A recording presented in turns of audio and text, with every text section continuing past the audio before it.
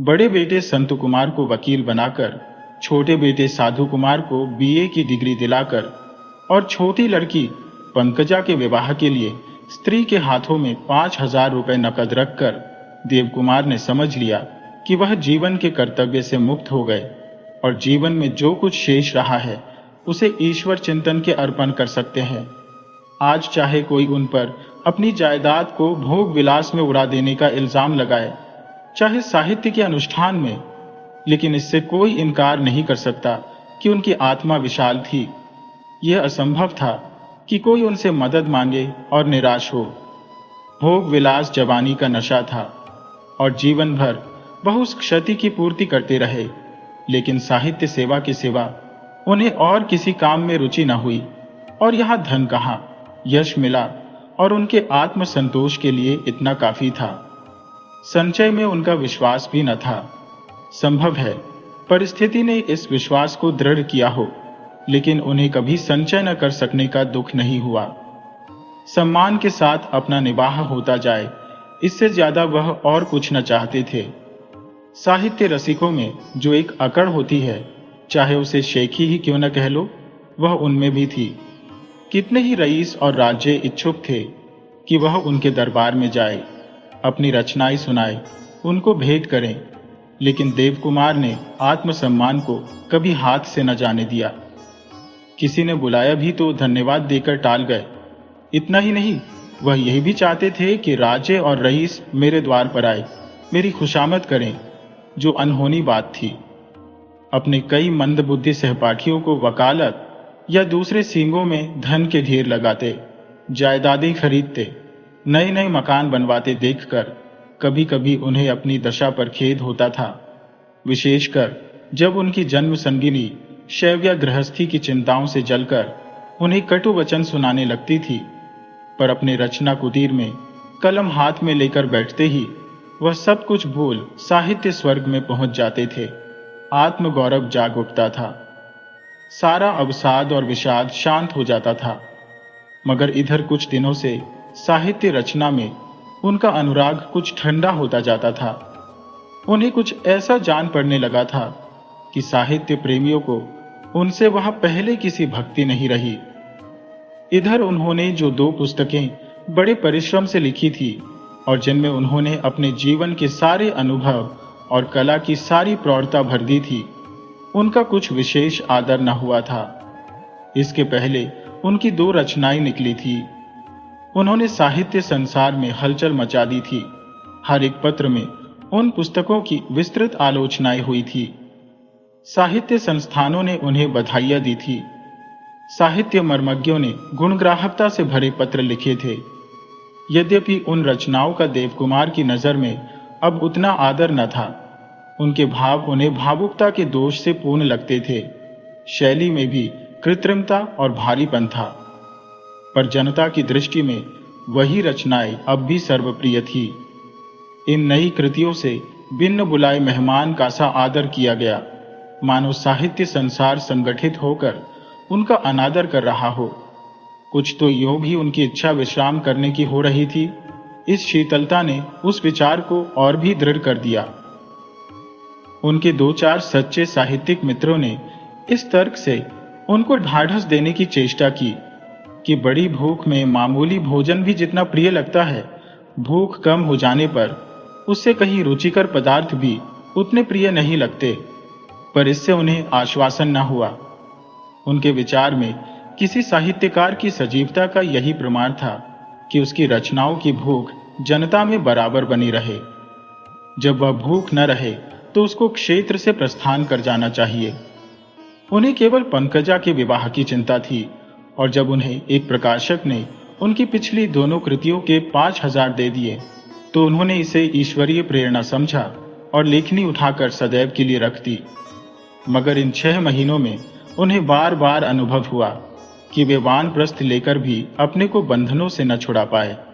शैव्या के दुराग्रह की तो उन्हें कुछ ऐसी परवाह न थी। वह उन देवियों में थी जिनका मन संसार से कभी नहीं छूटता। उसे अब भी अपने परिवार पर शासन करने की लालसा बनी हुई थी, और जब तक हाथ में पैसे भी न हो वह लालसा पूरी न हो सकती थी। जब देव कुमार अपने 40 वर्ष के विवाहित जीवन में उसकी तृष्णा न मिटा सके, तो अब उसका प्रयत्न करना वह पानी पीटने से कम व्यर्थ न समझते थे। दुख उन्हें होता था संत कुमार के विचार और व्यवहार पर, जो उनको घर की संपत्ति लुटा देने के लिए इस दशा में भी क्षमा न करना चाहता था। वह संपत्ति जो 50 साल पूर्व 10,000 में बेच दी गई, आज होती तो उससे 10,000 साल की निकासी हो सकती थी।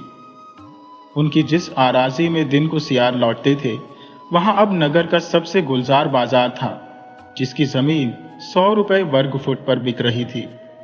संत कुमार का महत्वाकांक्षी मन रह रहकर अपने पिता पर कुढ़ता रहता था। पिता और पुत्र के स्वभाव में इतना अंतर कैसे हो गया, यह रहस्य था। देव कुमार के पास जरूरत से हमेशा कम रहा, पर उनके हाथ सदैव खुले रहे। उनका सौंदर्य भावना से जागा हुआ मन कभी कंचन की उपासना को जीवन का लक्ष्य न बना सका। यह नहीं कि वह धन का मूल्य जानते न हो, मगर उनके मन में यह धारणा जम गई थी कि जिस राष्ट्र में 3/4 प्राणी भूखों मरते हो, वहां किसी एक को बहुत सा धन कमाने का कोई नैतिक अधिकार नहीं है, चाहे इसकी उसमें सामर्थ्य हो। मगर संत कुमार की लिप्सा ऐसे नैतिक आदेश पर हंसती थी। कभी कभी तो निसंकोच होकर वह यहां तक कह जाता था कि जब आपको साहित्य से प्रेम था, तो आपको गृहस्थ बनने का क्या हक था? आपने अपना जीवन तो चौपट किया ही, हमारा जीवन भी मिट्टी में मिला दिया, और अब आप वानप्रस्थ लेकर बैठे हैं, मानो आपके जीवन के सारे ऋण चुक गए। जाड़ों के दिन थे, 8 बज गए थे। सारा घर नाश्ते के लिए जमा हो गया था। पंकजा तख्त पर चाय और संतरे और सूखे मेवे तश्तरियों में रख दोनों भाइयों को उनके कमरों से बुलाने गई, और एक क्षण में आकर साधु कुमार बैठ गया। ऊंचे कद का, सुगठित, रूपवान, घोड़ा, मीठे वचन बोलने वाला सौम्य युवक था, जिसे केवल खाने और सैर सपाटे से मतलब था। जो कुछ मिल जाए भरपेट खा लेता था और यार दोस्तों में निकल जाता था। शैव्या ने पूछा, संतू कहाँ रह गया? चाय ठंडी हो जाएगी तो कहेगा यह तो पानी है। बुला ले तो साधु, इसे जैसे खाने पीने की भी छुट्टी नहीं मिलती। साधु सिर झुकाकर रह गया। संत कुमार से बोलते उनकी जान निकलती थी। शैव्या ने एक क्षण बाद फिर कहा, उसे भी क्यों नहीं बुला लेता? साधु ने दबी जबान से कहा, नहीं, बिगड़ जाएंगे सवेरे सवेरे तो मेरा सारा दिन खराब हो जाएगा। इतने में संत कुमार भी आ गया। शक्ल सूरत में छोटे भाई से मिलता जुलता, केवल शरीर का गठन उतना अच्छा न था। हाँ, मुख पर तेज और गर्व की झलक थी, और मुख पर एक शिकायत सी बैठी हुई थी, जैसे कोई चीज उसे पसंद न आती हो। तख्त पर बैठकर चाय मुंह से लगाई और नाक सिकोड़कर बोले, तू क्यों नहीं आती पंकजा? और पुष्पा कहाँ है? मैं कितनी बार कह चुका कि नाश्ता, खाना पीना सबका एक साथ होना चाहिए। शैव्या ने आंखें तरेर कर कहा, तुम लोग खा लो, ये सब पीछे खा लेंगी। कोई पंगत थोड़ी है कि सब एक साथ बैठें। संत कुमार ने एक घूंट चाय पीकर कहा, वही पुराना लचर ढर्रा। कितनी बार कह चुका कि उस पुराने लचर संकोच का जमाना नहीं रहा। शैव्या ने मुंह बनाकर कहा, सब एक साथ तो बैठे, लेकिन पकाए कौन और परसे कौन? एक महाराज रखो पकाने के लिए, दूसरा परसने के लिए, तब वह ठाट निभेगा। तो महात्मा जी उसका इंतजाम क्यों नहीं करते, या वानप्रस्थ लेना ही जानते हैं? उनको जो कुछ करना था कर चुके, अब तुम्हें जो कुछ करना हो तुम करो। जब पुरुषार्थ नहीं था तो हम लोगों को पढ़ाया लिखाया क्यों? किसी देहात में ले जाकर छोड़ देते। हम अपनी खेती करते या मजूरी करते और पड़े रहते। ये खटराग ही क्यों पाला? तुम उस वक्त न थे, सलाह किससे पूछते? संत कुमार ने करवा मुंह बनाई चाय पी, कुछ मेवे खाए, फिर साधु कुमार से बोले, तुम्हारी टीम कब बंबई जा रही है जी? साधु कुमार ने गर्दन झुकाए त्रस्त स्वर में कहा, परसों। तुमने नया सूट बनवाया? मेरा पुराना सूट अभी अच्छी तरह काम दे सकता है। काम तो सूट के न रहने पर भी चल सकता है। हम लोग तो नंगे पांव धोती चढ़ाकर खेला करते थे, मगर जब एक ऑल इंडिया टीम में खेलने जा रहे हो तो वैसा ठाठ भी तो होना चाहिए फटेहालों जाने से तो कहीं अच्छा है न जाना। जब वहां लोग जानेंगे कि तुम महात्मा देवकुमार जी के सुपुत्र हो तो दिल में क्या कहेंगे? साधु कुमार ने कुछ जवाब न दिया, चुपचाप नाश्ता करके चला गया। वह अपने पिता की माली हालत जानता था और उन्हें संकट में न डालना चाहता था। अगर संत कुमार नए सूत की जरूरत समझते हैं तो बनवा क्यों नहीं देते? पिता के ऊपर भार डालने के लिए उसे क्यों मजबूर करते हैं? साधु चला गया तो शैव्या ने आहत कंठ से कहा, जब उन्होंने साफ साफ कह दिया कि अब मेरा घर से कोई वास्ता नहीं और सब कुछ तुम्हारे ऊपर छोड़ दिया, तो तुम क्यों उन पर गृहस्थी का भार डालते हो? अपने सामर्थ्य और बुद्धि के अनुसार जैसे हो सका उन्होंने अपनी उम्र काट दी। जो कुछ वह नहीं कर सके या उनसे जो चूकें हुई उन पर फिक्रे कसना तुम्हारे मुंह से अच्छा नहीं लगता। अगर तुमने इस तरह उन्हें सताया तो मुझे डर है वह घर छोड़कर कहीं अंतर्धान न हो जाए। वह धन न कमा सके, पर इतना तो तुम जानते ही हो कि वह जहां भी जाएंगे लोग उन्हें सिर और आंखों पर लेंगे। शैव्या ने अब तक सदैव पति की भर्त्सना ही की थी। इस वक्त उसे उनकी वकालत करते देखकर संत कुमार मुस्कुरा पड़ा।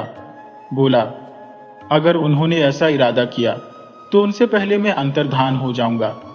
मैं यह भार अपने सिर नहीं ले सकता। उन्हें इसको संभालने में मेरी मदद करनी होगी।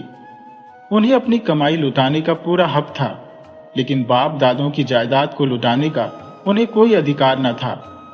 इसका उन्हें प्रायश्चित करना पड़ेगा। वह जायदाद हमें वापस करनी होगी। मैं खुद भी कुछ कानून जानता हूं। वकीलों, मैजिस्ट्रेटों से भी सलाह कर चुका हूं। जायदाद वापस ली जा सकती है। अब मुझे यही देखना है कि इन्हें अपनी संतान प्यारी है या अपना महात्मापन। ये कहता हुआ संत कुमार पंकजा से पान लेकर अपने कमरे में चला गया।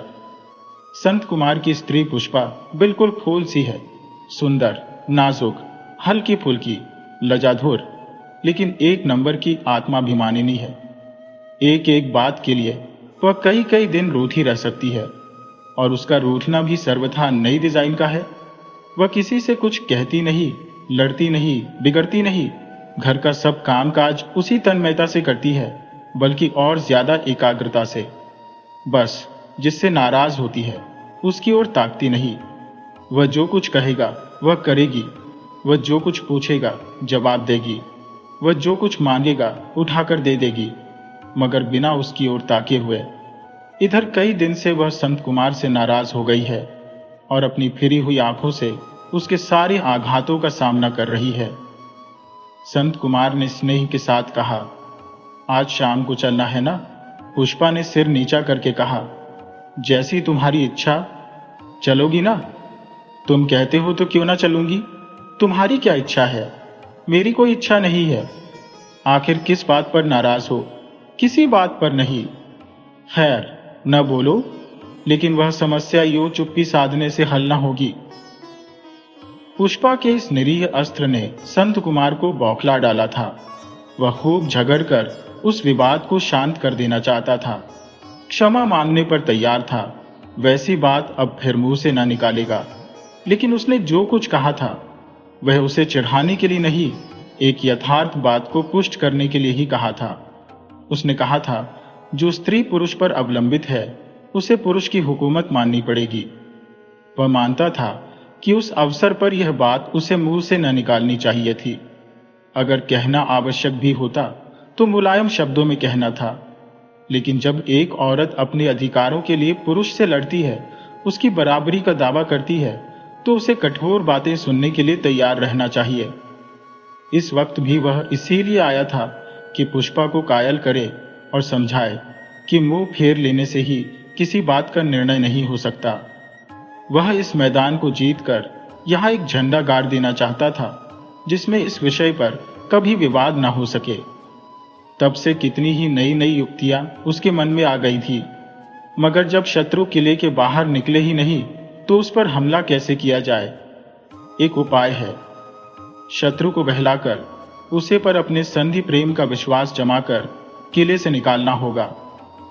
उसने पुष्पा की ठुड्डी पकड़कर अपनी ओर फेरते हुए कहा, अगर यह बात तुम्हें इतनी लग रही है तो मैं उसे वापस ले लेता हूं। उसके लिए तुमसे क्षमा मांगता हूं। तुमको ईश्वर ने वह शक्ति दी है कि तुम मुझसे 10-5 दिन बिना बोले रह सकती हो, लेकिन मुझे तो उसने वह शक्ति नहीं दी। तुम रूठ जाती हो तो जैसे मेरी नाड़ियों में रक्त का प्रवाह बंद हो जाता है। अगर वह शक्ति तुम मुझे भी प्रदान कर सको तो मेरी और तुम्हारी बराबर की लड़ाई होगी और मैं तुम्हें छेड़ने ना आऊंगा। लेकिन अगर ऐसा नहीं कर सकती तो इस अस्त्र का मुझ पर वार न करो। पुष्पा मुस्कुरा पड़ी। उसने अपने अस्त्र से पति को परास्त कर दिया था। जब वह दीन बनकर उससे क्षमा मांग रहा है तो उसका हृदय क्यों न पिघल जाए। संधि पत्र पर हस्ताक्षर स्वरूप पान का एक बीड़ा लगाकर संत कुमार को देती हुई बोली, अब से कभी वह बात मुंह से न निकालना। अगर मैं तुम्हारी आश्रिता हूं तो तुम भी मेरे आश्रित हो। मैं तुम्हारे घर में जितना काम करती हूं इतना ही काम दूसरों के घर में करूं तो अपना निवाह कर सकती हूं या नहीं, बोलो। संत कुमार ने कड़ा जवाब देने की इच्छा को रोककर कहा, बहुत अच्छी तरह। तब मैं जो कुछ कमाऊंगी वह मेरा होगा। यहां मैं चाहे प्राण भी दे दूं पर मेरा किसी चीज पर अधिकार नहीं। तुम जब चाहो मुझे घर से निकाल सकते हो। कहती जाओ, मगर उसका जवाब सुनने के लिए तैयार रहो। तुम्हारे पास कोई जवाब नहीं है, केवल हठ धर्म है।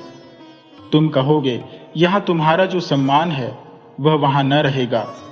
वहां कोई तुम्हारी रक्षा करने वाला न होगा, कोई तुम्हारे दुख दर्द में साथ देने वाला न होगा।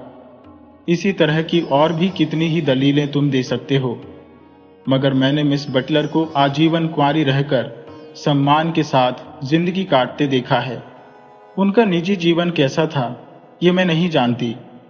संभव है वह हिंदू गृहिणी के आदर्श के अनुकूल न रहा हो, मगर उनकी इज्जत सभी करते थे और उन्हें अपनी रक्षा के लिए किसी पुरुष का आश्रय लेने की कभी जरूरत नहीं हुई।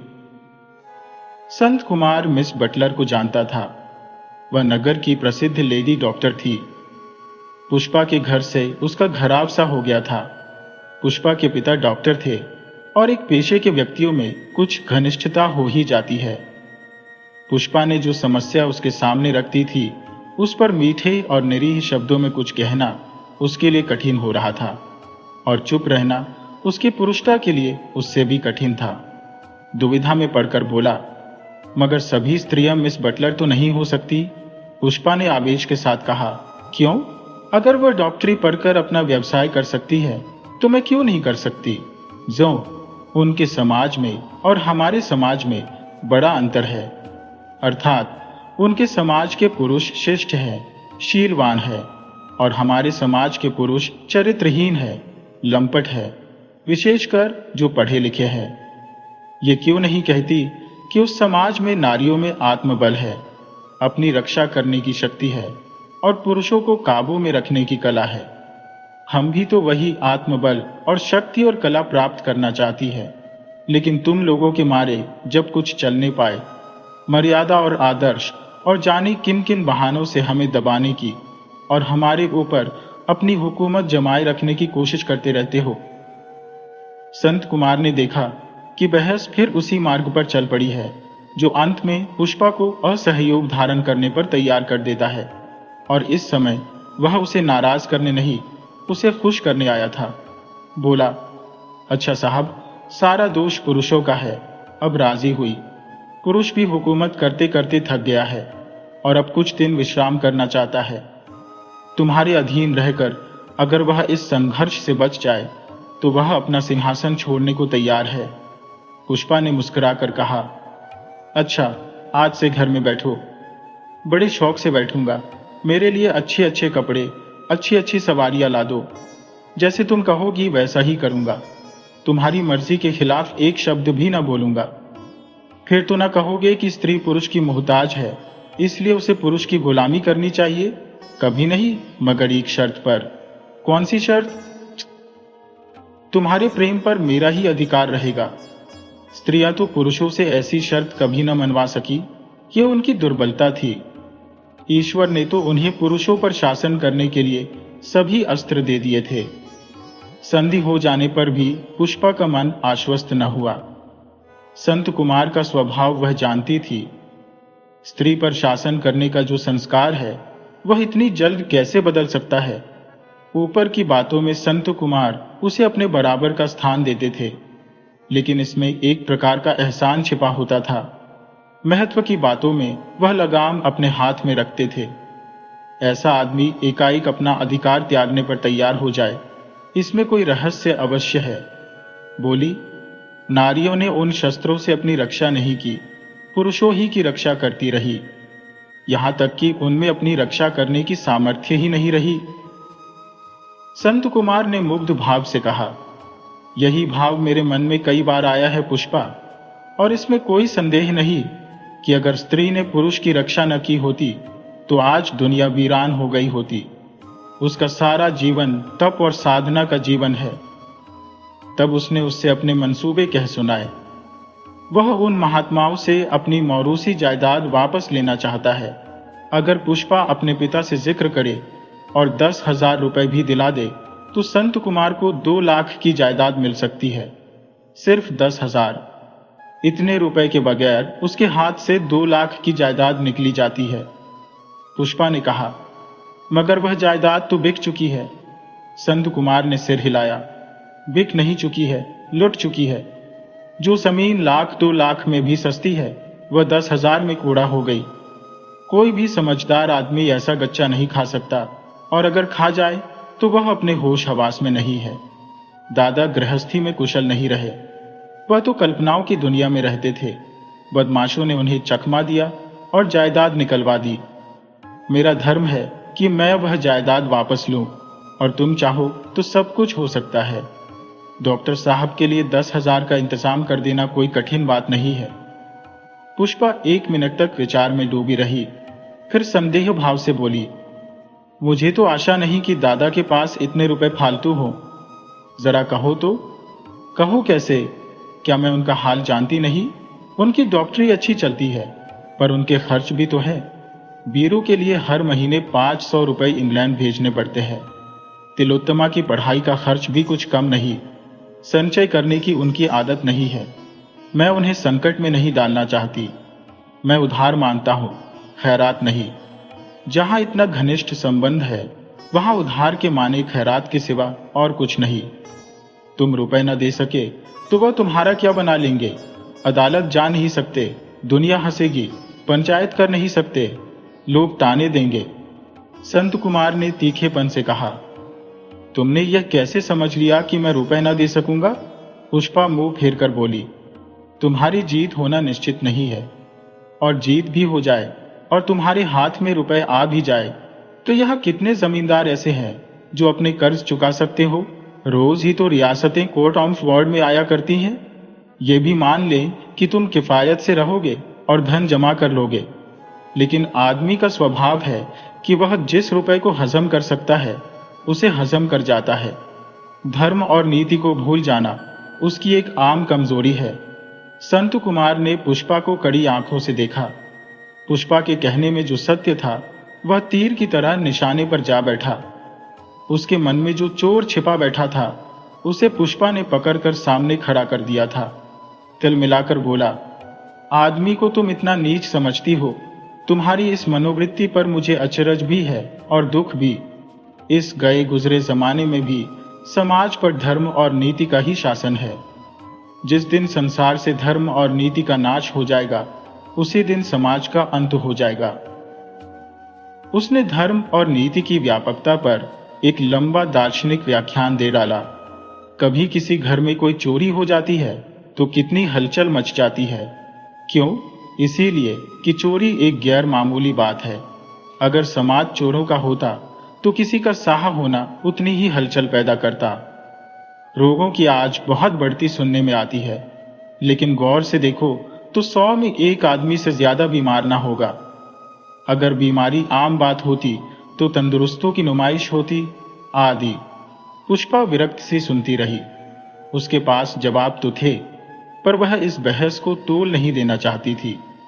उसने तय कर लिया था कि वह अपने पिता से रुपए के लिए न कहेगी, और किसी तर्क या प्रमाण का उस पर कोई असर न हो सकता था।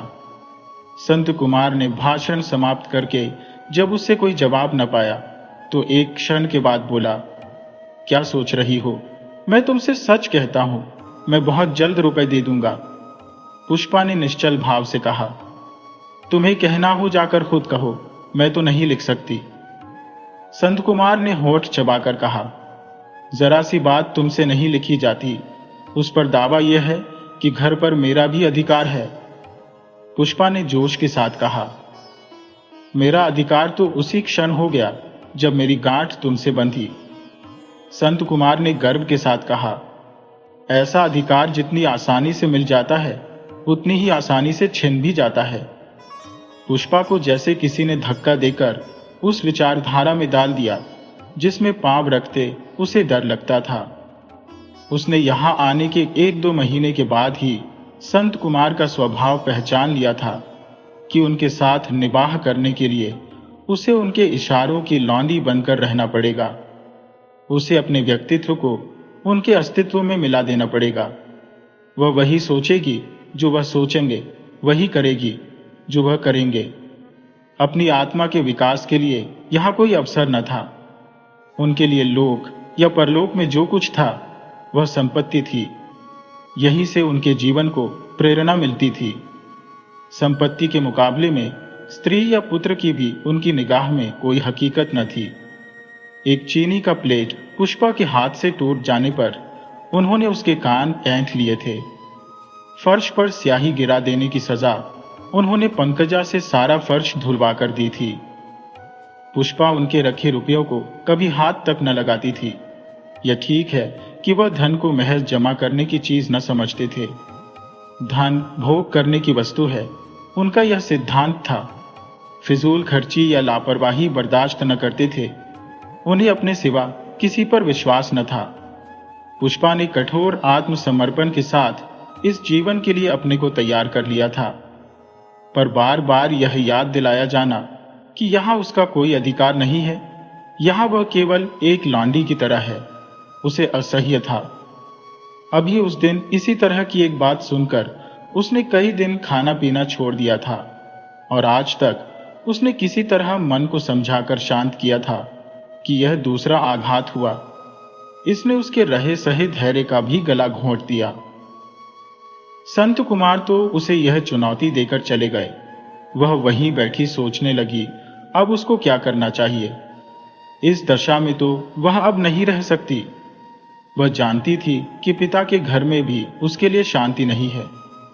डॉक्टर साहब भी संत कुमार को आदर्श युवक समझते थे और उन्हें इस बात का विश्वास दिलाना कठिन था कि संत कुमार की ओर से कोई बेजा हरकत हुई है। पुष्पा का विवाह करके उन्होंने जीवन की एक समस्या हल कर ली थी। उस पर फिर विचार करना उनके लिए असूझ था। उनकी जिंदगी की सबसे बड़ी अभिलाषा थी कि अब कहीं निश्चिंत होकर दुनिया की सैर करें।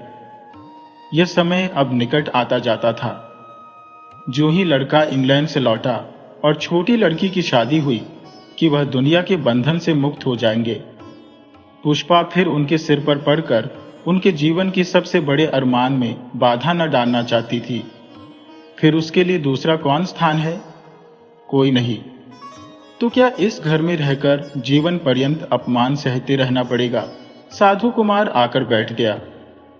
पुष्पा ने चौंक कर पूछा, तुम बंबई कब जा रही हो? साधु ने हिचकिचाते हुए कहा, जाना तो था कल, लेकिन मेरी जाने की इच्छा नहीं होती।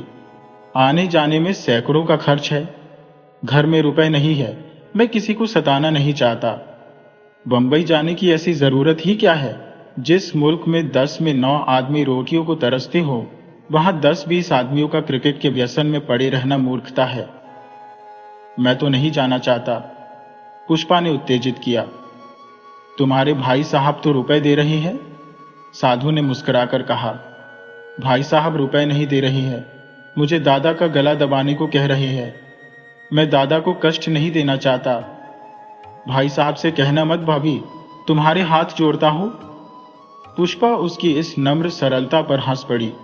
22 साल का गर्वीला युवक जिसने सत्याग्रह संग्राम में पढ़ना छोड़ दिया, 2 बार जेल हो आया।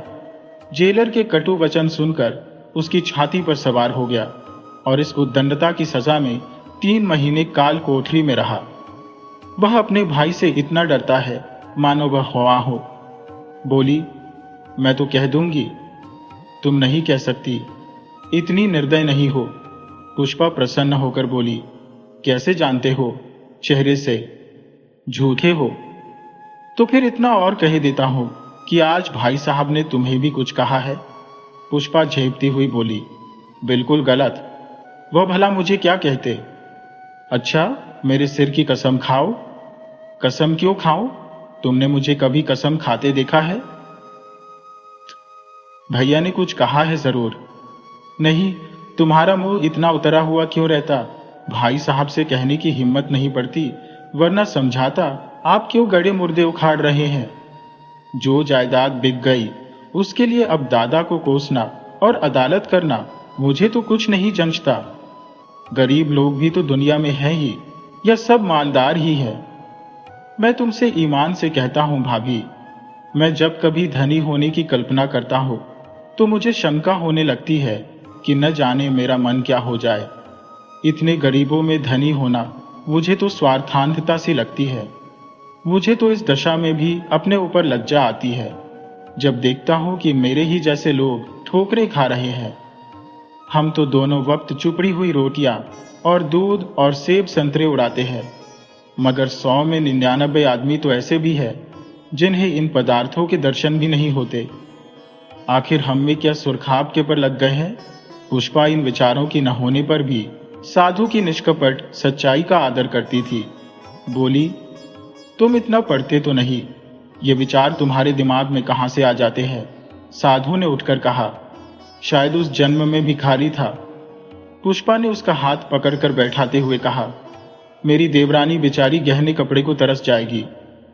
मैं अपना ब्याह ही न करूंगा। मन में तो मना रहे होंगे कहीं से संदेशा आए।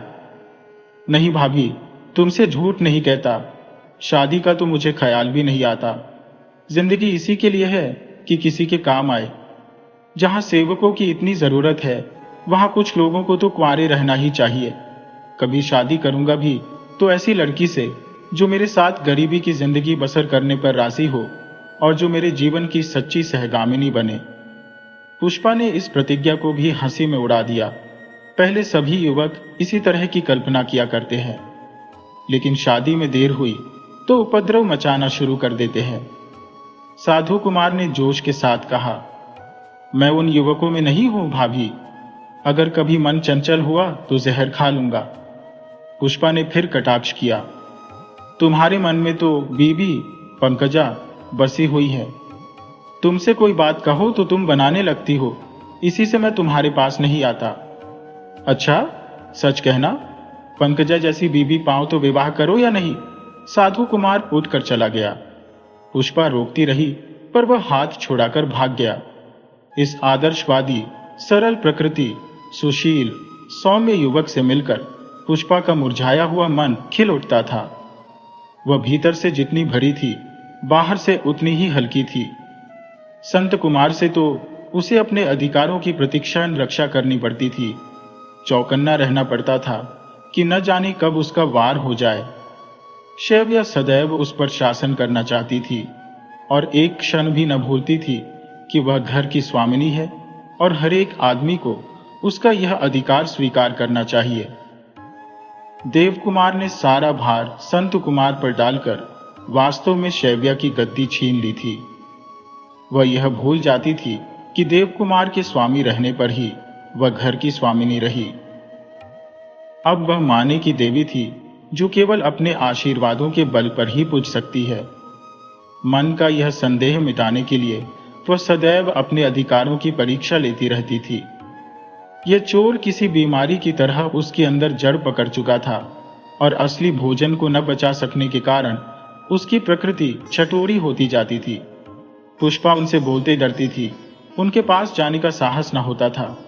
रही पंकजा, उसे काम करने का रोग था। उसका काम ही उसका विनोद, मनोरंजन सब कुछ था। शिकायत करना उसने सीखा ही न था। बिल्कुल देव कुमार का सा स्वभाव पाया था। कोई 4 बात कह दे, सिर झुकाकर सुन लेगी। मन में किसी तरह का द्वेष या मलाल ना आने देगी। सवेरे से 10-11 बजे रात तक उसे दम मारने की मोहलत न थी। अगर किसी के कुर्ते के बटन टूट जाते हैं तो पंकजा टाँकेगी। किसके कपड़े कहाँ रखे हैं, ये रहस्य पंकजा के सिवा और कोई न जानता था। और इतना काम करने पर भी वह पढ़ने और बेलबूटे बनाने का समय भी न जाने कैसे निकाल लेती थी। घर में जितने तकिए थे सबों पर पंकजा की कलाप्रियता के चिन्ह अंकित थे। मेजों के मेजपोश, कुर्सियों के गद्दे, संदूकों के गिलाफ सब उसकी कलाकृतियों से रंजित थे। रेशम और मखमल के तरह तरह के पक्षियों और फूलों के चित्र बनाकर उसने फ्रेम बना लिए थे जो दीवान खाने की शोभा बढ़ा रहे थे। और उसे गाने बजाने का शौक भी था। सितार बजा लेती थी और हारमोनियम तो उसके लिए खेल था। हाँ, किसी के सामने गाते बजाते शर्माती थी। इसके साथ ही वह स्कूल भी जाती थी और उसका शुमार अच्छी लड़कियों में था। 15 रुपया महीना उसे वजीफा मिलता था। उसके पास इतनी फुर्सत न थी कि पुष्पा के पास घड़ी दो घड़ी के लिए आ बैठे और हंसी मजाक करे। उसे हंसी मजाक आता भी न था, न मजाक समझती थी, न उसका जवाब देती थी। पुष्पा को अपने जीवन का भार हल्का करने के लिए साधु ही मिल जाता था। पति ने तो उलटे उस पर और अपना बोझ ही लाद दिया था। साधु चला गया तो पुष्पा फिर उसी ख्याल में डूबी, कैसे अपना बोझ उठाए। इसीलिए तो पतिदेव उस पर यह रोक जमाते हैं।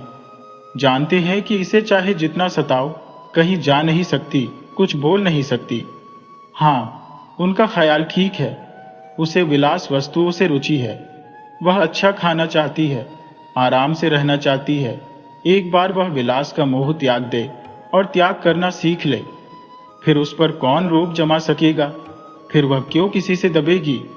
शाम हो गई थी। पुष्पा खिड़की के सामने खड़ी बाहर की ओर देख रही थी। उसने देखा 20-25 लड़कियों और स्त्रियों का एक दल एक स्वर से एक गीत गाता चला जा रहा था। किसी की देह पर साबित कपड़े तक न थे। सिर और मुंह पर गर्द जमी हुई थी। बाल रूखे हो रहे थे, जिनमें शायद महीनों से तेल न पड़ा हो। यह मजूरनी थी जो दिन भर ईंट और गारा ढोकर घर लौट रही थी। सारे दिन उन्हें धूप में तपना पड़ा होगा। मालिक की घुड़कियां और गालियां खानी पड़ी होंगी। शायद दोपहर को एक एक मुट्ठी चबेना खाकर रह गई हो। फिर भी कितनी प्रसन्न थी, कितनी स्वतंत्र। इनकी इस प्रसन्नता का, इस स्वतंत्रता का क्या रहस्य है। मिस्टर सिन्हा उन आदमियों में है जिनका आदर इसलिए होता है कि लोग उनसे डरते हैं। उन्हें देखकर सभी आदमी आइए आइए करते हैं, लेकिन उनके पीठ फेरते ही कहते हैं, बड़ा ही मूजी आदमी है, इसके कांटे का मंत्र नहीं। उनका पेशा है मुकदमे बनाना। जैसे कवि एक कल्पना पर पूरा काव्य लिख डालता है, उसी तरह सिन्हा साहब भी कल्पना पर मुकदमों की सृष्टि कर डालते हैं।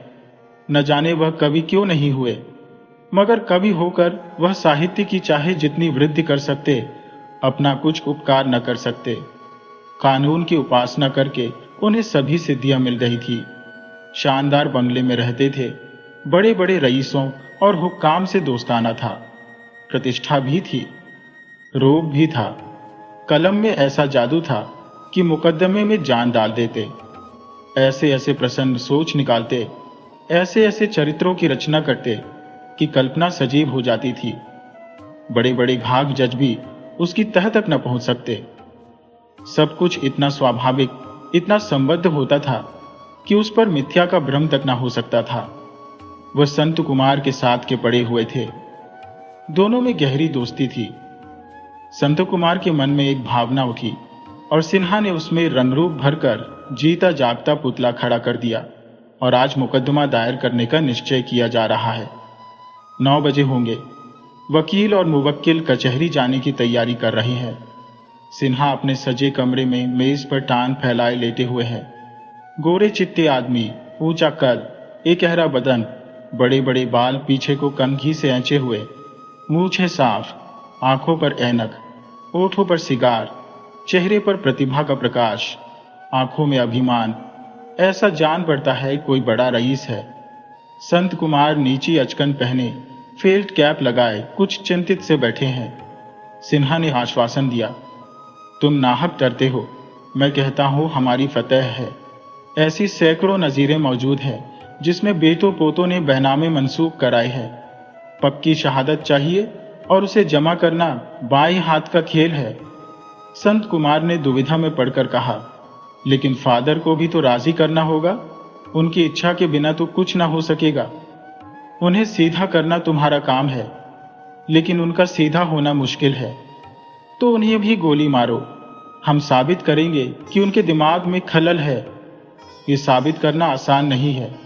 जिसने बड़ी बड़ी किताबें लिख डाली, जो सभ्य समाज का नेता समझा जाता है, जिसकी अक्लमंदी को सारा शहर मानता है, उसे दीवाना कैसे साबित करोगे? सिन्हा ने विश्वासपूर्ण भाव से कहा। ये सब मैं देख लूंगा।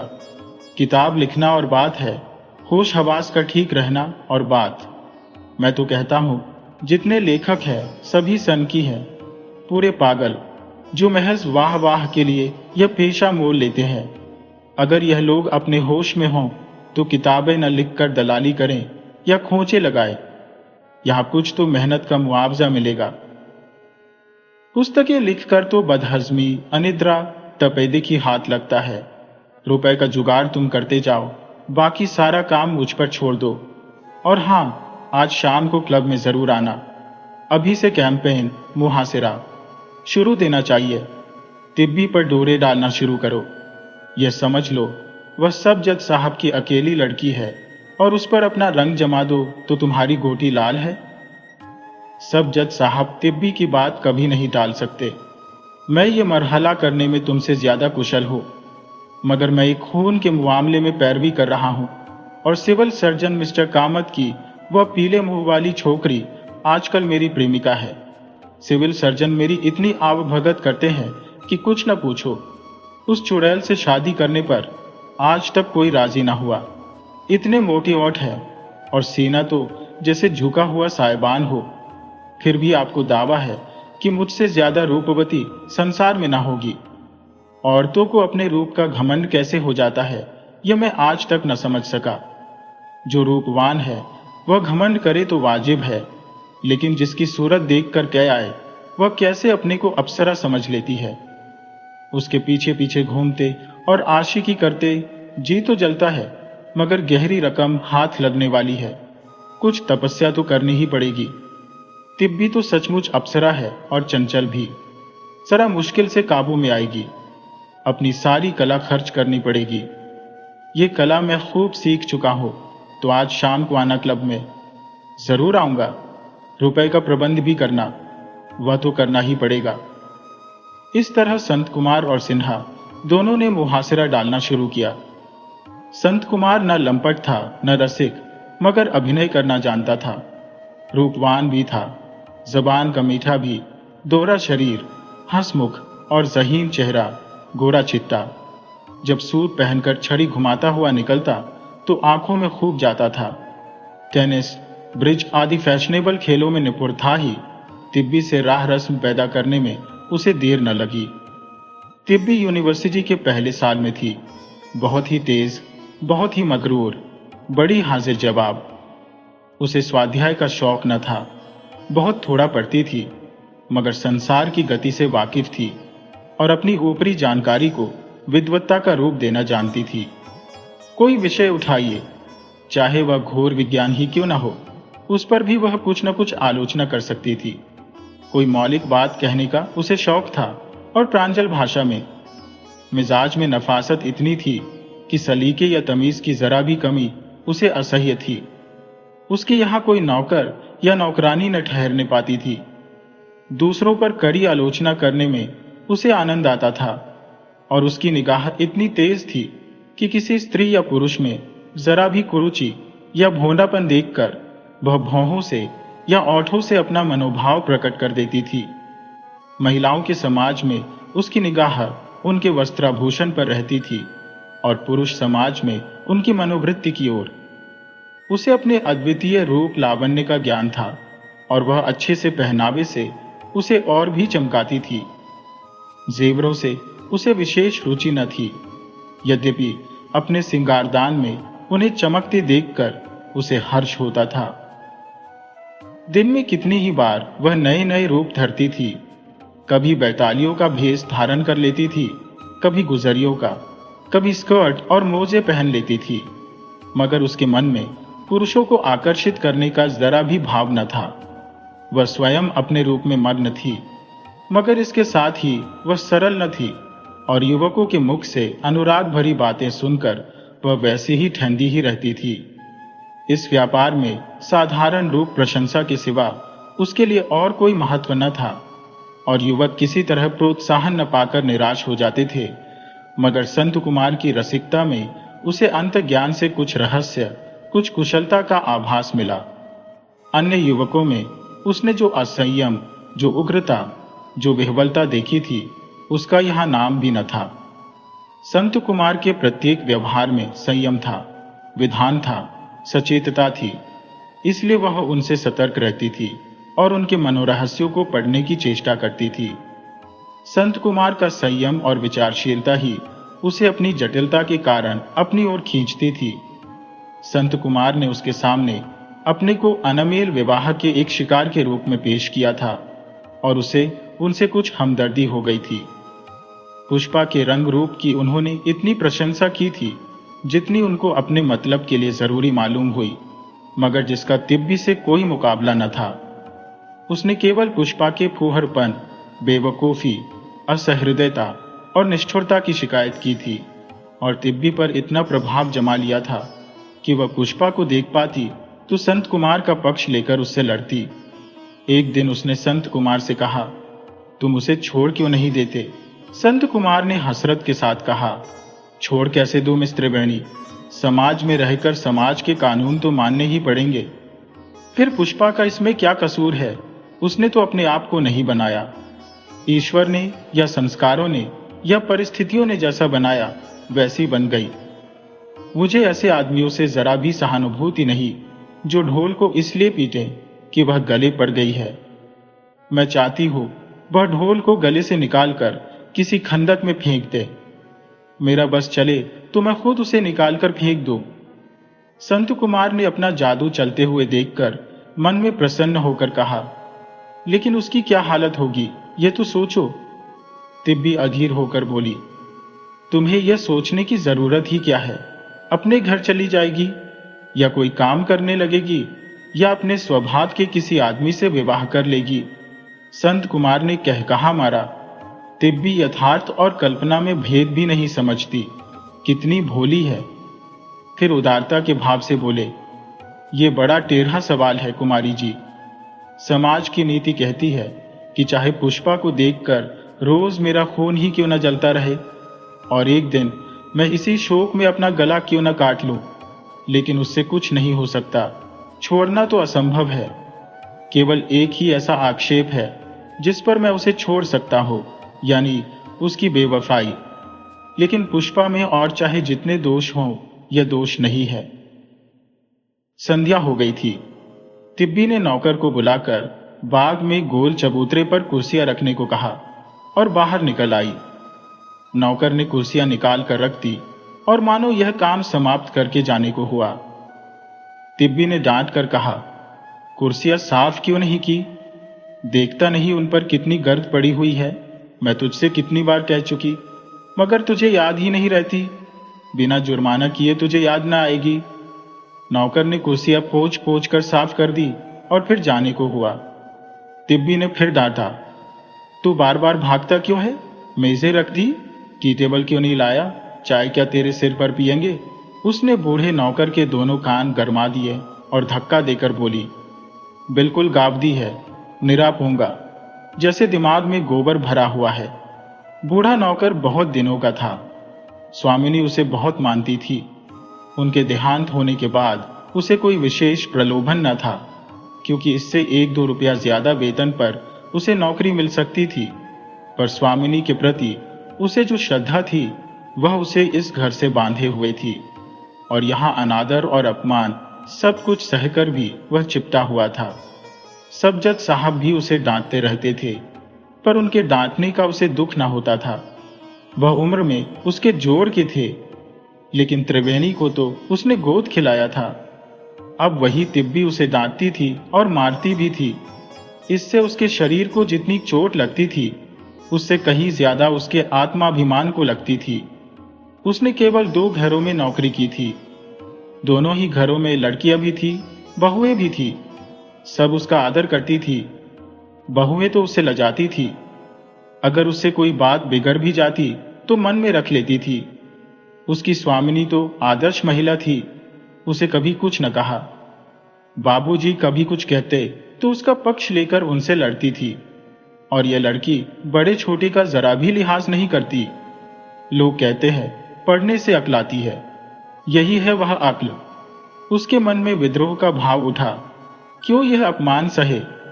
जो लड़की उसकी अपनी लड़की से भी छोटी हो, उसके हाथों क्यों अपनी मूछें नुचवाए? अवस्था में भी अभिमान होता है जो संचित धन के अभिमान से कम नहीं होता। वह सम्मान और प्रतिष्ठा को अपना अधिकार समझता है और उसकी जगह अपमान पाकर मर्माहत हो जाता है। घोड़े ने टी टेबल लाकर रख दी, पर आंखों में विद्रोह भरे हुए था। तिब्बी ने कहा, जाकर बैरा से कह दो 2 प्याले चाय दे जाए। घोड़े चला गया और बैरा को यह हुक्म सुनाकर अपनी एकांत कुटी में जाकर खूब रोया। आज स्वामिनी होती तो उसका अनादर क्यों होता? बैरा ने चाय मेज पर रख दी। तिब्बी ने प्याली संत कुमार को दी और विनोद भाव से बोली, तो अब मालूम हुआ कि औरतें ही पतिव्रता नहीं होती, मर्द भी पत्नीव्रत वाले होते हैं। संत कुमार ने एक घूंट पीकर कहा, कम से कम इसका स्वांत तो करते ही है। मैं इसे नैतिक दुर्बलता कहती हूं। जिसे प्यारा कहो, दिल से प्यारा कहो, नहीं प्रकट हो जाए। मैं विवाह को प्रेम बंधन के रूप में देख सकती हूं। धर्म बंधन या रिवाज बंधन तो मेरे लिए असह्य हो जाए। नहीं, उस पर भी तो पुरुषों पर आक्षेप किए जाते हैं। तिब्बी चौंकी। यह जातिगत प्रश्न हुआ जा रहा है, अब उसे अपनी जाति का पक्ष लेना पड़ेगा। तो क्या आप मुझसे यह मनवाना चाहते हैं कि सभी पुरुष देवता होते हैं? आप भी जो वफादारी कर रहे हैं वह दिल से नहीं, केवल लोक निंदा के भय से। मैं इसे वफादारी नहीं कहती। बिच्छू के डंक तोड़कर आप उसे बिल्कुल निरीह बना सकते हैं, लेकिन इससे बिच्छुओं का जहरीलापन तो नहीं जाता।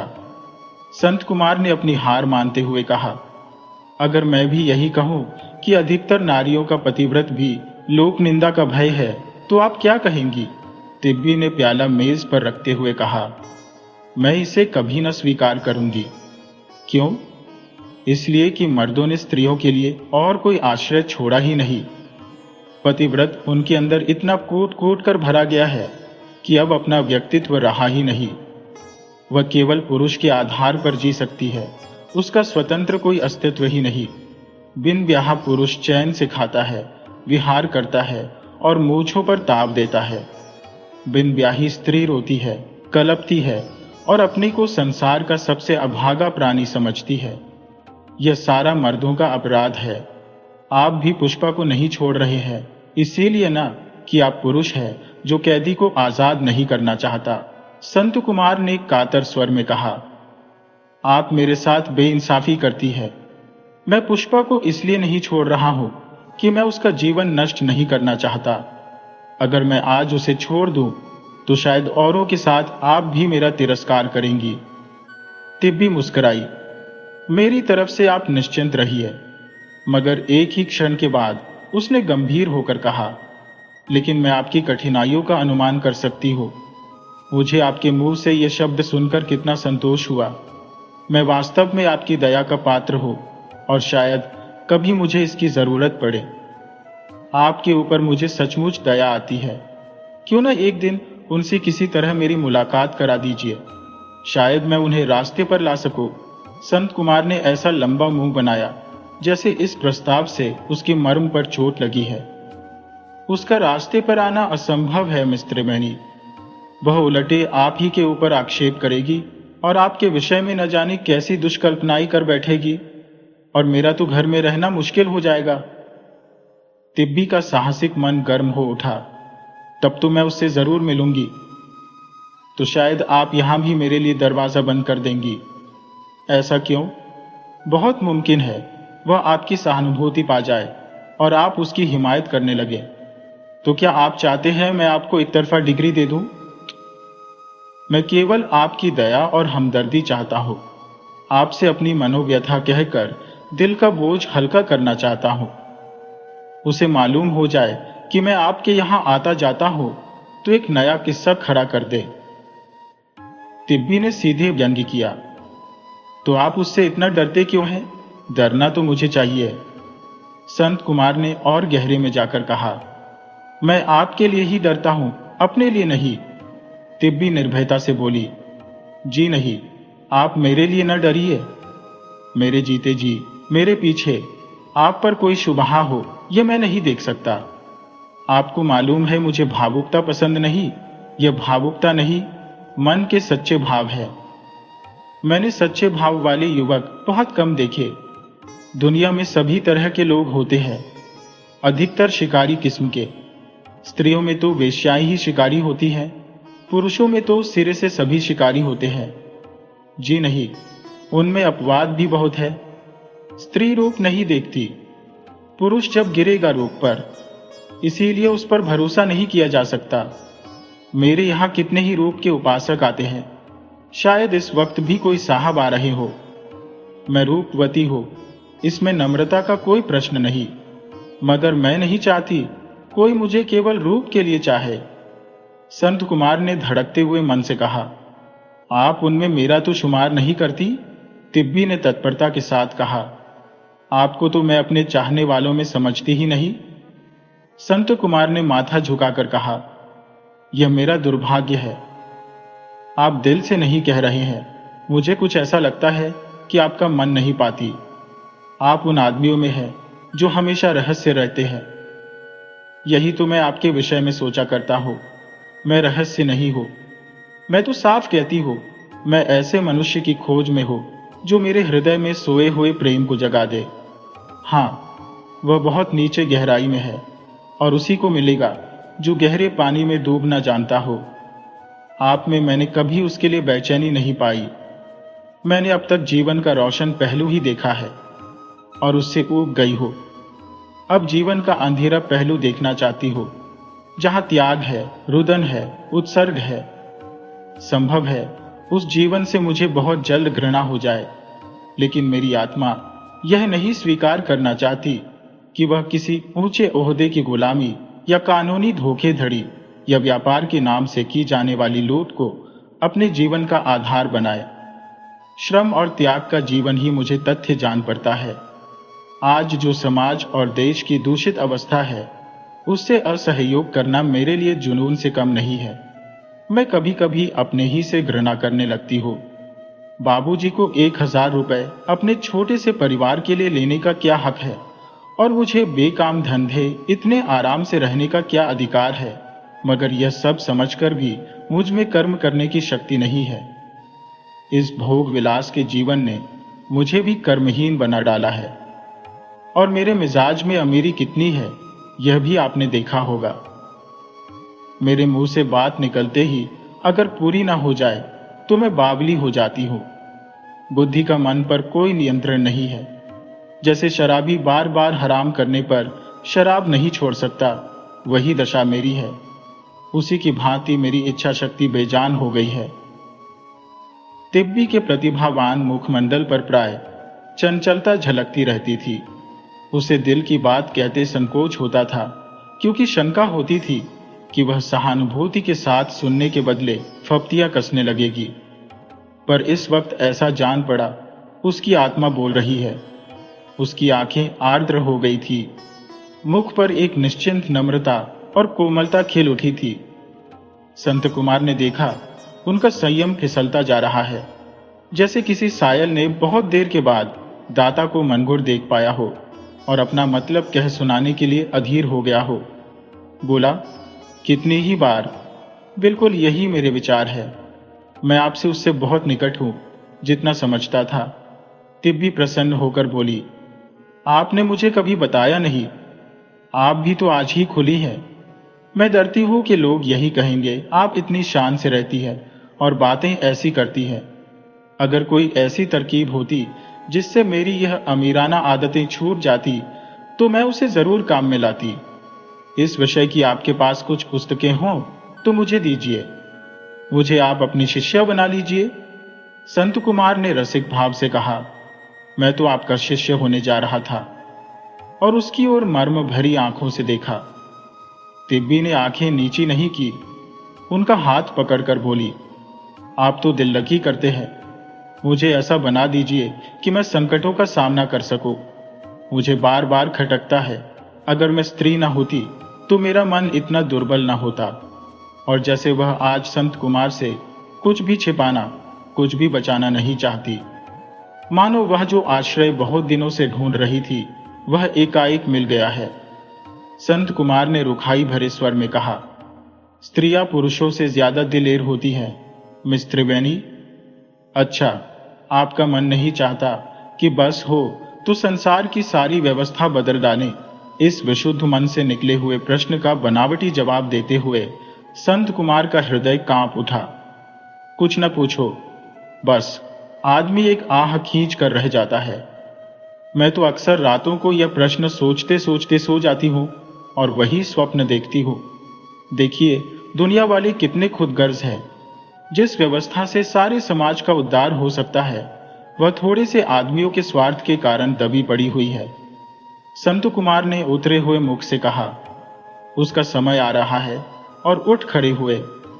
यहाँ की वायु में उनका जैसे दम घुटने लगा था।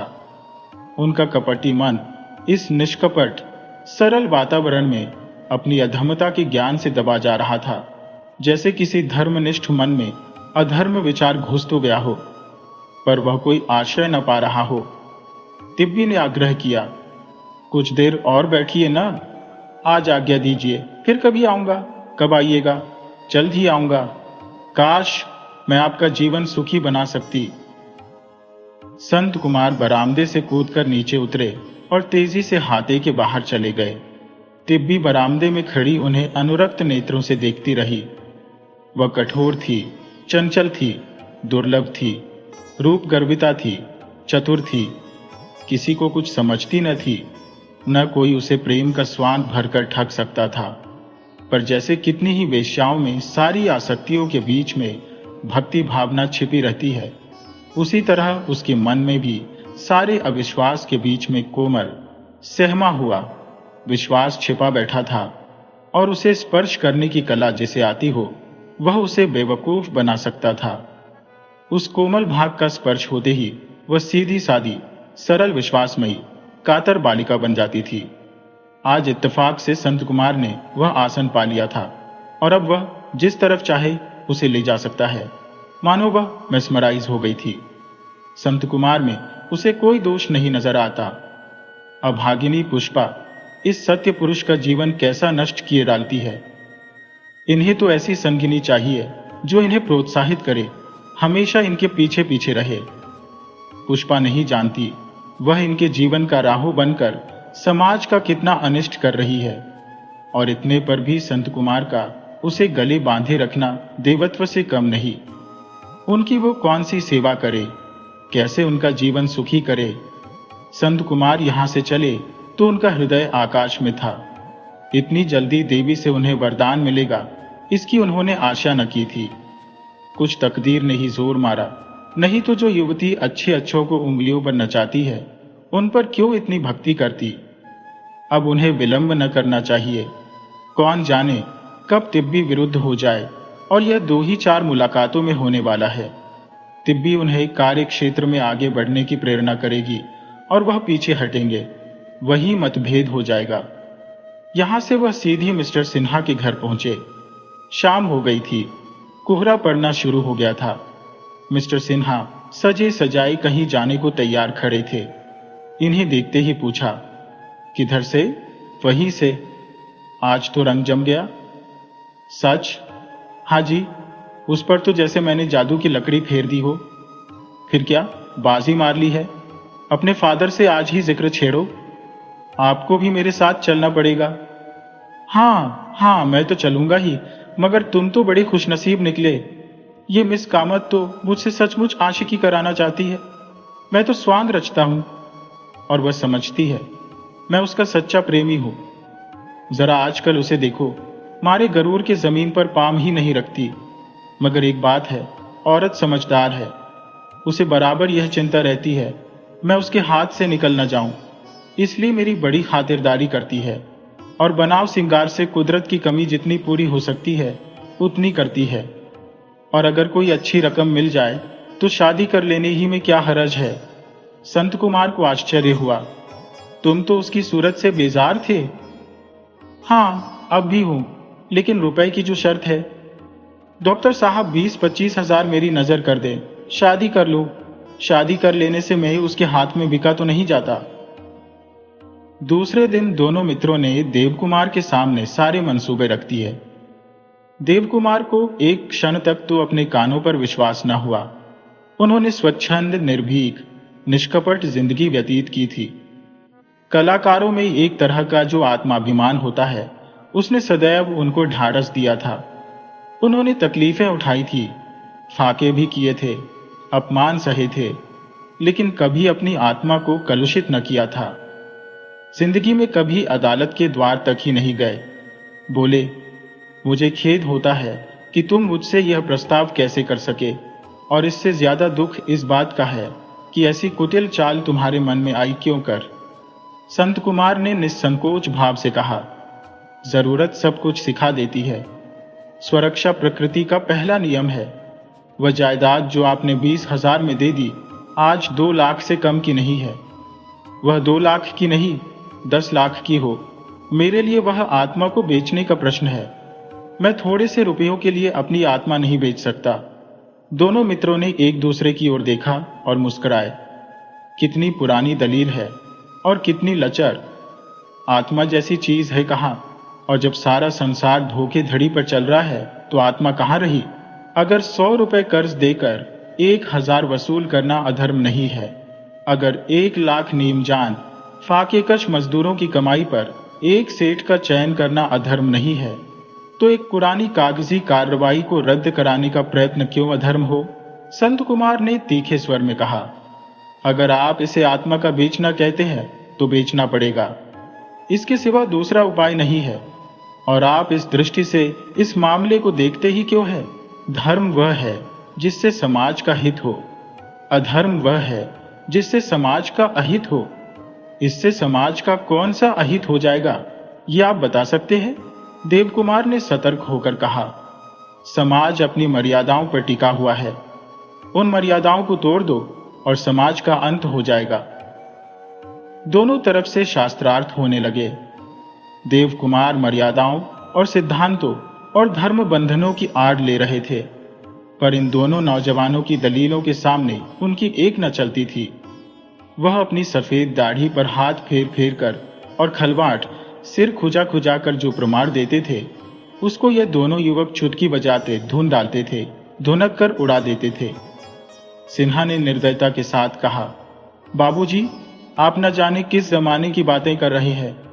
कानून से हम जितना फायदा उठा सकें हमें उठाना चाहिए। उन दफों का मंशा ही यह है कि उनसे फायदा उठाया जाए। अभी आपने देखा, जमींदारों की जान महाजनों से बचाने के लिए सरकार ने कानून बना दिया है, और कितनी मिल्कियतें जमींदारों को वापस मिल गईं। क्या आप इसे अधर्म कहेंगे? व्यावहारिकता का अर्थ यही है कि हम इन कानूनी साधनों से अपना काम निकालें। मुझे कुछ लेना देना नहीं, न मेरा कोई स्वार्थ है। संत कुमार मेरे मित्र हैं और इसी वास्ते मैं आपसे यह निवेदन कर रहा हूं। माने या न माने, आपको अख्तियार है।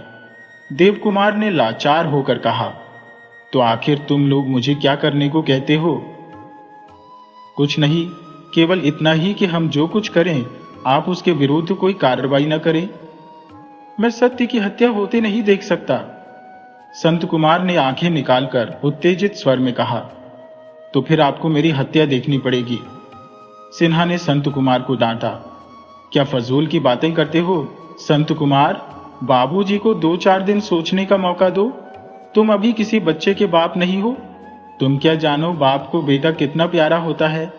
वह अभी कितना ही विरोध करे, लेकिन जब नालिश दायर हो जाएगी तो देखना वह क्या करते हैं।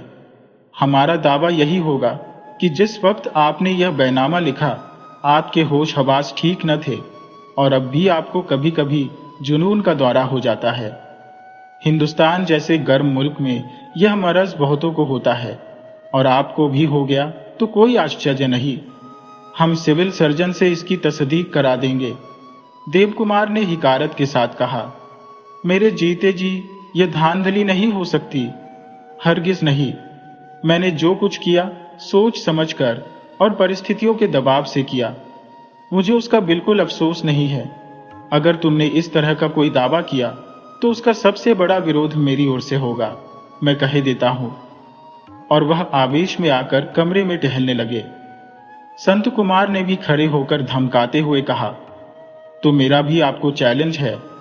या तो आप अपने धर्म ही की रक्षा करेंगे या मेरी। आप फिर मेरी सूरत न देखेंगे। मुझे अपना धर्म, पत्नी और पुत्र सबसे प्यारा है। सिन्हा ने संत कुमार को आदेश किया, तुम आज दरखास्त दे दो कि आपके होश हवास में फर्क आ गया और मालूम नहीं आप क्या कर बैठे। आपको हिरासत में ले लिया जाए। देवकुमार ने मुट्ठी तानकर क्रोध के आवेश में पूछा, मैं पागल हूं? जी हां, आप पागल हैं। आपके होश बजा नहीं है। ऐसी बातें पागल ही किया करते हैं। पागल वही नहीं है जो किसी को काटने दौड़े। आम आदमी जो व्यवहार करते हो उसके विरुद्ध व्यवहार करना भी पागलपन है। तुम दोनों खुद पागल हो। इसका फैसला तो डॉक्टर करेगा। मैंने 20 पुस्तकें लिख डाली, हजारों व्याख्यान दे डाले। ये पागलों का काम है। जी हां, ये पक्के सिरफिरों का काम है। कल ही आप इस घर में रस्सियों से बांध लिए जाएंगे। तुम मेरे घर से निकल जाओ, नहीं तो मैं गोली मार दूंगा। बिल्कुल पागलों की सी धमकी। संत कुमार, उस दरखास्त में यह भी लिख देना कि आपकी बंदूक छीन ली जाए, वरना जान का खतरा है। और दोनों मित्र उठ खड़े हुए। देवकुमार कभी कानून के जाल में न फंसे थे। प्रकाशकों और बुकसेलरों ने उन्हें बारहा धोखे दिए, मगर उन्होंने कभी कानून की शरण न ली। उनके जीवन की नीति थी, आप भला तो जग भला, और उन्होंने हमेशा इस नीति का पालन किया था। मगर वह दब्बू या डरपोक न थे। खासकर सिद्धांत के मामले में तो वह समझौता करना जानते ही न थे। वह इस षड्यंत्र में कभी शरीक न होंगे, चाहे इधर की दुनिया उधर हो जाए। मगर क्या यह सब सचमुच उन्हें पागल साबित कर देंगे? जिस दृढ़ता से सिन्हा ने धमकी दी थी वह उपेक्षा के योग्य न थी। उसकी ध्वनि से तो ऐसा मालूम होता था कि वह इस तरह के दांव पेच में अभ्यस्त है और शायद डॉक्टरों को मिलाकर सचमुच उन्हें सन्नकी साबित कर दे। उनका आत्माभिमान गरज उठा, नहीं, वह असत्य की शरण न लेंगे, चाहे इसके लिए उन्हें कुछ भी सहना पड़े। डॉक्टर भी क्या अंधा है? उनसे कुछ पूछेगा, कुछ बातचीत करेगा, या यूं ही कलम उठाकर उन्हें पागल लिख देगा। मगर कहीं ऐसा तो नहीं है कि उनके होश हवास में फितूर पड़ गया हो। होश, वह भी इन छोकरों की बातों में आए जाते हैं। उन्हें अपने व्यवहार में कोई अंतर नहीं दिखाई देता। उनकी बुद्धि सूर्य के प्रकाश की भांति निर्मल है। कभी नहीं, वह इन लौंडों के धौंस में न आएंगे। लेकिन यह विचार उनके हृदय को मथ रहा था कि संत कुमार की यह मनोवृत्ति कैसे हो गई। उन्हें अपने पिता की याद आती थी। वह कितने सौम्य, कितने सत्यनिष्ठ थे। उनके ससुर वकील जरूर थे, पर कितने धर्मात्मा पुरुष थे। अकेले कमाते थे और सारी गृहस्थी का पालन करते थे। 5 भाइयों और उनके बाल बच्चों का बोझा खुद संभाले हुए थे। क्या मजाल कि अपने बेटे बेटियों के साथ उन्होंने किसी तरह का पक्षपात किया हो। जब तक बड़े भाई को भोजन न कराने खुद न खाते थे। ऐसे खानदान में संत कुमार जैसा दगाबाज कहां से धंस पड़ा। उन्हें कभी ऐसी कोई बात याद न आती थी जब उन्होंने अपनी नीयत बिगाड़ी हो। लेकिन यह बदनामी कैसे सही जाएगी? वह अपने ही घर में जब जागृति न ला सके तो एक प्रकार से उनका सारा जीवन नष्ट हो गया। जो लोग उनके निकटतम संसर्ग में थे, जब उन्हें वह आदमी न बना सके तो जीवन पर्यंत की साहित्य सेवा से किसका कल्याण हुआ? और जब यह मुकदमा दायर होगा उस वक्त वह किसे मुंह दिखा सकेंगे? उन्होंने धन न कमाया, पर यश तो संचय किया ही। क्या वह भी उनके हाथ से छिन जाएगा? उनको अपने संतोष के लिए इतना भी न मिलेगा? ऐसी आत्मवेदना उन्हें कभी न हुई थी। शैव्या से कहकर वह उसे भी क्यों दुखी करे, उसके कोमल हृदय को क्यों चोट पहुंचाए? वह सब कुछ खुद झेल लेंगे, और दुखी होने की बात भी क्यों हो? जीवन तो अनुभूतियों का नाम है। यह भी एक अनुभव होगा, जरा इसकी भी सैर कर लें। ये भाव आते ही उनका मन हल्का हो गया। घर में जाकर पंकजा से चाय बनाने को कहा। शैव्या ने पूछा, संत कुमार क्या कहता था? उन्होंने सहज मुस्कान के साथ कहा, कुछ नहीं, वही पुराना खप्त। तुमने तो हामी नहीं भरी ना? देवकुमार स्त्री से एकात्मता का अनुभव करके बोले, कभी नहीं। न जाने इसके सिर यह भूत कैसे सवार हो गया। सामाजिक संस्कार है और क्या। इसके यह संस्कार क्यों ऐसे हो गए? साधु भी तो है, पंकजा भी तो है, दुनिया में क्या धर्म ही नहीं। मगर कसरत ऐसे ही आदमियों की है, यह समझ लो। उस दिन से देवकुमार ने सैर करने जाना छोड़ दिया। दिन रात घर में मुंह छिपाए बैठे रहते, जैसे सारा कलंक उनके माथे पर लगा हो। नगर और प्रांत के सभी प्रतिष्ठित विचारवान आदमियों से उनका दोस्ताना था। सब उनकी सज्जनता का आदर करते थे। मानो वह मुकदमा दायर होने पर भी शायद कुछ न कहेंगे, लेकिन उनके अंतर में जैसे चोर सा बैठा हुआ था। वह अपने अहंकार में अपने को आत्मियों की भलाई बुराई का जिम्मेदार समझते थे। पिछले दिनों जब सूर्य ग्रहण के अवसर पर साधु कुमार ने बढ़ी हुई नदी में कूदकर एक डूबते हुए आदमी की जान बचाई थी, उस वक्त उन्हें उससे कहीं ज्यादा खुशी हुई थी जितनी खुद सारा यश पाने से होती। उनकी आंखों में आंसू भर आए थे।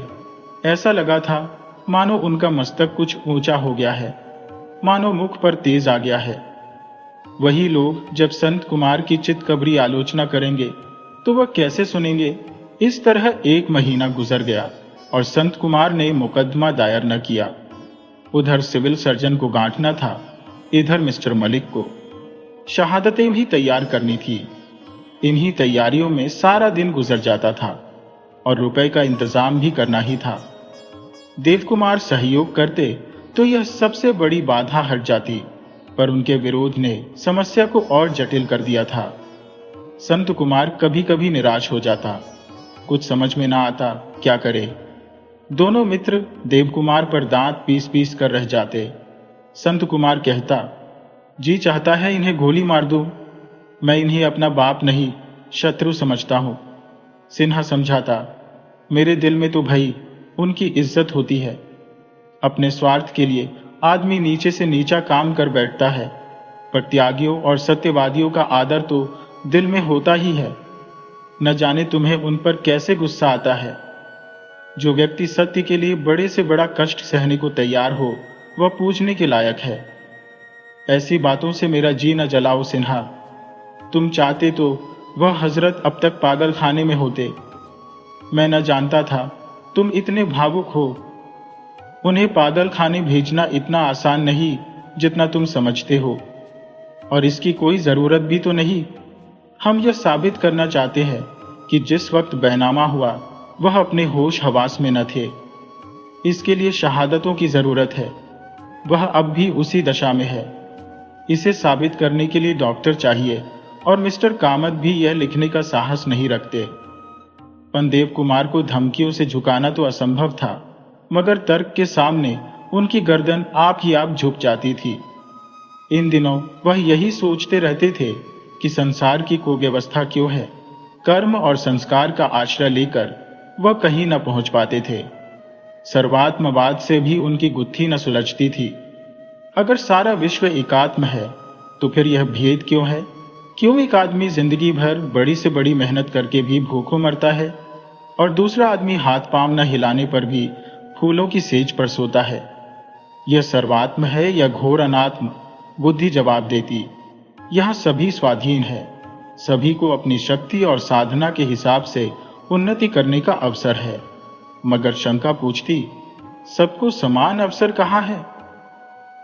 बाजार लगा हुआ है, जो चाहे वहां से अपनी इच्छा की चीज खरीद सकता है, मगर खरीदेगा तो वही जिसके पास पैसे हैं। और जब सबके पास पैसे नहीं है तो सबका बराबर का अधिकार कैसे माना जाए? इस तरह का आत्ममंथन उनके जीवन में कभी ना हुआ था। उनकी साहित्यिक बुद्धि ऐसी व्यवस्था से संतुष्ट तो हो ही न सकती थी, पर उनके सामने ऐसी कोई गुत्थी न पड़ी थी जो इस प्रश्न को वैयक्तिक अंत तक ले जाती। इस वक्त उनकी दशा उस आदमी की सी थी जो रोज मार्ग में ईंटें पड़ी देखता है और बचकर निकल जाता है। रात को कितने लोगों को ठोकर लगती होगी, कितनों के हाथ पैर टूटते होंगे, इसका ध्यान उसे नहीं आता। मगर एक दिन जब वह खुद रात को ठोकर खाकर अपने घुटने फोड़ लेता है, तो उसकी निवारण शक्ति हट करने लगती है और वह उस सारे ढेर को मार्ग से हटाने पर तैयार हो जाता है। देवकुमार को वही ठोकर लगी थी। कहाँ है न्याय, कहाँ है?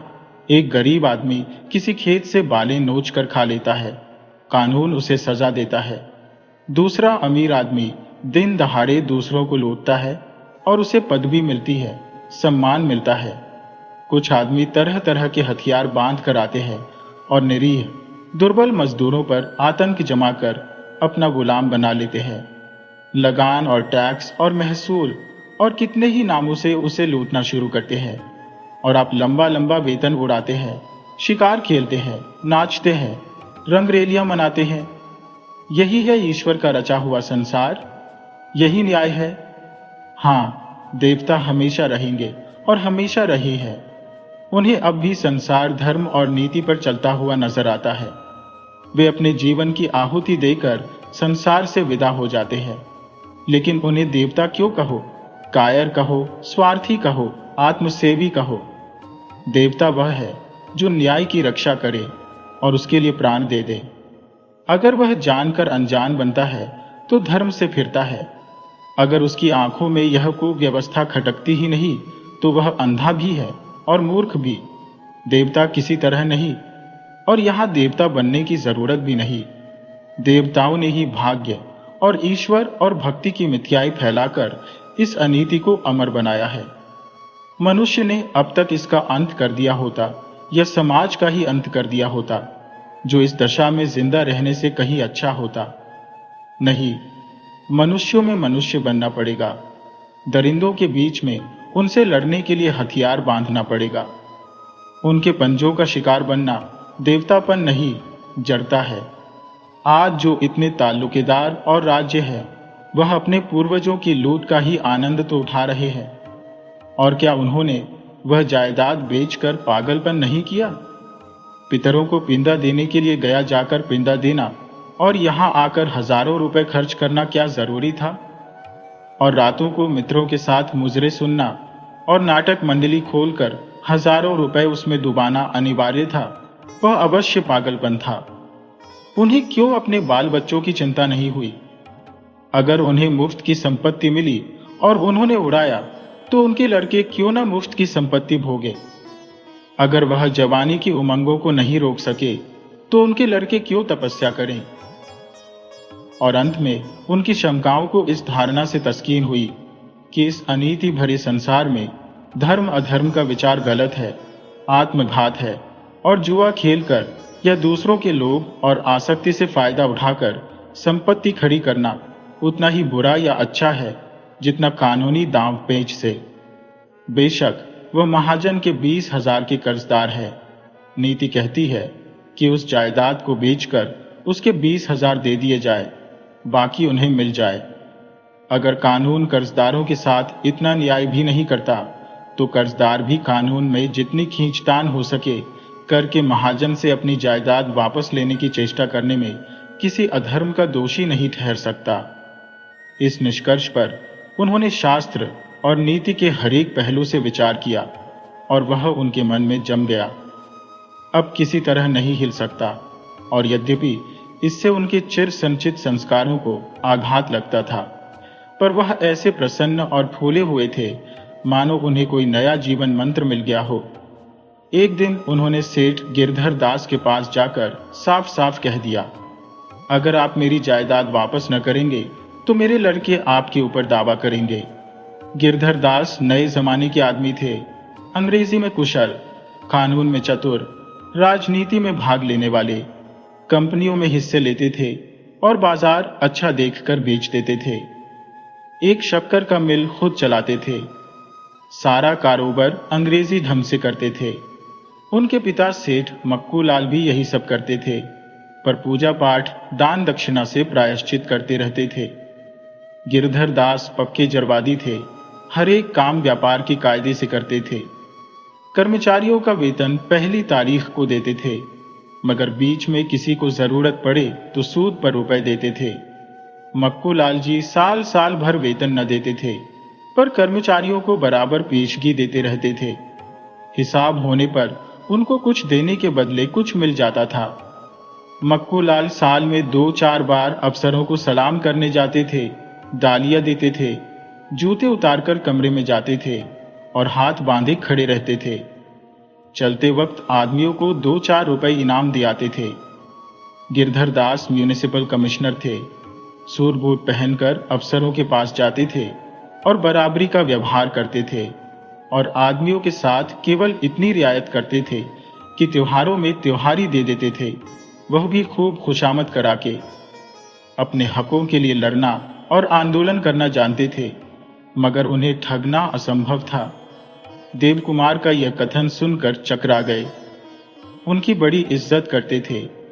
उनकी कई पुस्तकें पढ़ी थी और उनकी रचनाओं का पूरा सेट उनके पुस्तकालय में था।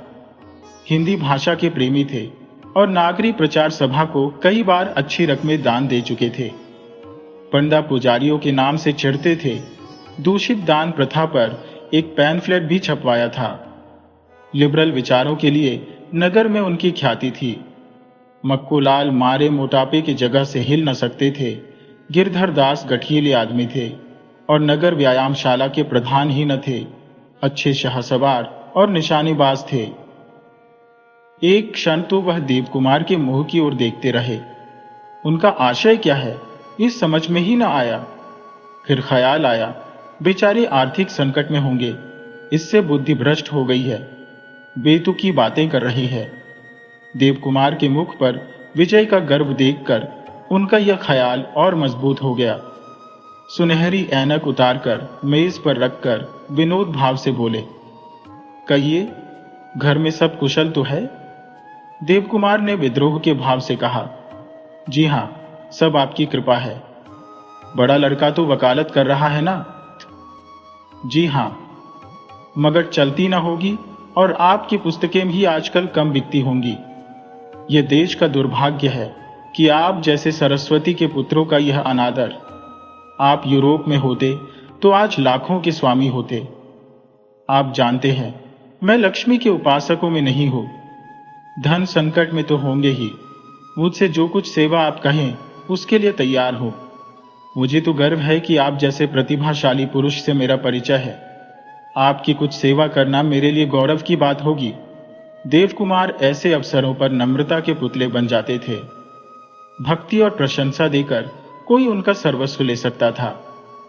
एक लखपति आदमी, और वह भी साहित्य का प्रेमी, जब उनका इतना सम्मान करता है तो उससे जायदाद या लेन देन की बात करना उन्हें लज्जाजनक मालूम हुआ। बोले, आपकी उदारता है जो मुझे इस योग्य समझते हैं। मैंने समझा नहीं आप किस जायदाद की बात कह रहे थे। देव कुमार सकुचाते हुए बोले, अजी वही जो सेठ मक्कू लाल ने मुझसे लिखाई थी। अच्छा, तो उसके विषय में कोई नई बात है?